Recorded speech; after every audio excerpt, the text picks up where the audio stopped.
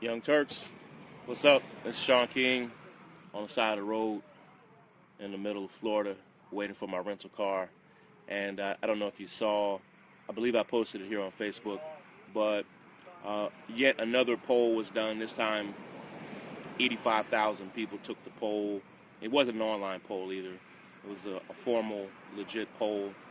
And it showed Bernie Sanders is the most popular senator, not only in his state, but in all 50 states. And he's the most popular senator in America. And, another poll last week showed he's the most popular politician in America and one of the most trusted leaders in the country as well. And he's far and away more popular than almost any politician in the country. And there are only a few that resonate even remotely with the numbers that he has. And yet, I'm seeing more Democrats, I'm starting to see it, more Democrats say, let's do events with Bernie.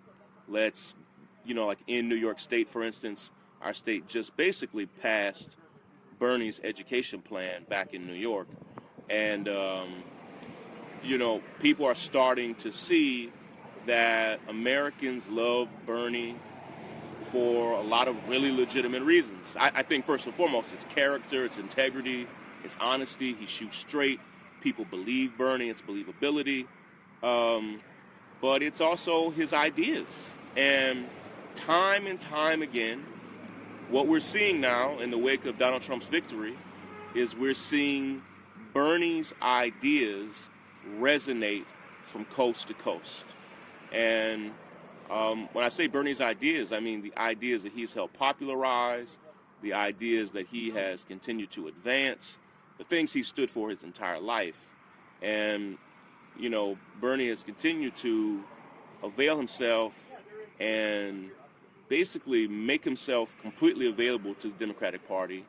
And the Democratic Party, if they think that they can just take some of Bernie's ideas but not actually respect Bernie himself, then I think they're misunderstanding it. Like, a lot of the love is for Bernie's ideas, but a lot of it is those of us who've spent time with him, who work with his campaign, who know his heart and his integrity, we trust him as well. And so the Democratic Party, I hope, again, like many of you, I'm deeply skeptical of the Democratic Party.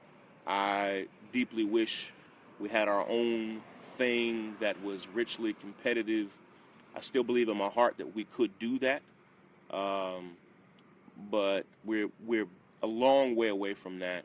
And Bernie and many others that I love and respect have said, no, let's try to win over the Democratic Party. And so, if that's the strategy some have, standing with Bernie's ideas works, but standing with Bernie is a smart thing. And so politicians get it. And I'm excited, though, to see that in spite of how ugly the campaign was and how ugly politics is, that Bernie still resonates. And it goes way beyond those who voted for Bernie.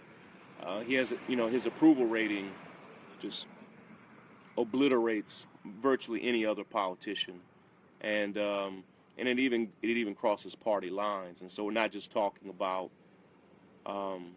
Young Turks viewers, right? It's not just us. Americans trust Bernie, and so